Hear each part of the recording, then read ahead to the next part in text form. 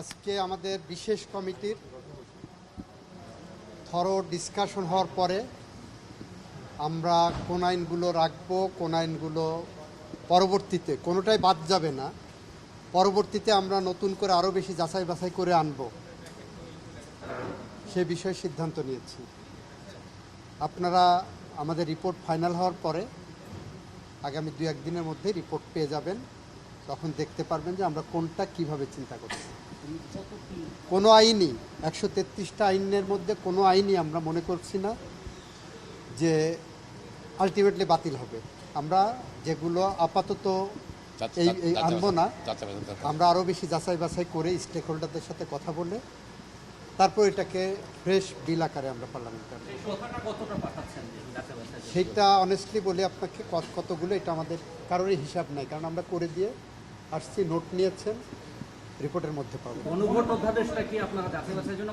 গণভোট অধ্যাদেশ তো ল্যাপস হয়ে গেছে, মানে ইনফ্রাকশনস হয়ে গেছে। গণভোট অধ্যাদেশের তো আর কার্যকারিতাই নাই। ওইটার আন্ডারে একটা গণভোট হয়েছিল, সেটা তো কার্যকারিতা নাই, আমরা ওইভাবেই দেখছি আর কি। না, তাহলে ওটা কি এই মানে আইন গ্রহণ করার জন্য না না না, গণভোট শেষ হয়ে গেছে। শেষ হয়ে গেছে। এটা আমাদের এক্সাক্ট ফিগার বলতে পারবো না।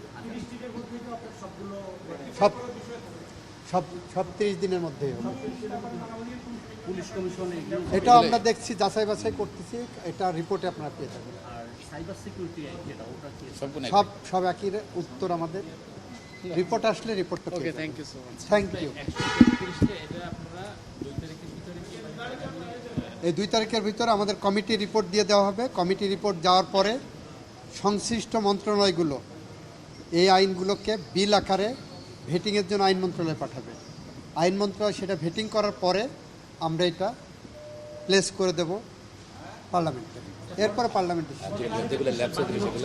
আর যেগুলো যেগুলো আমরা প্লেস করব না সেগুলো ল্যাপস হয়ে যাবে। পরবর্তী যাচাই বাছাই করে 133টা আমরা এখনো বলছি না যে কতগুলো আমার প্লেসড হবে, কতগুলো প্লেসড হবে না, রিপোর্টে পেয়ে যাবেন সব। একটু ধৈর্য ধরেন। Thank you.